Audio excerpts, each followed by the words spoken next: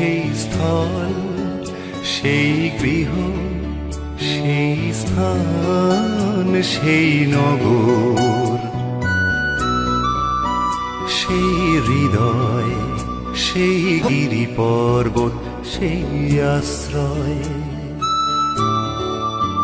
সেই গুহা, সেই উপত্যকা, সেই ভূমি, সেই সাগর, সেই দ্বীপ, সেই তৃণভূমি, যেখানে প্রভুর নাম গান করা হয়, যেখানে প্রভুর নাম গান করা হয়, যেখানে প্রভুর গুণগান করা হয়। ধন্য সেই স্থল,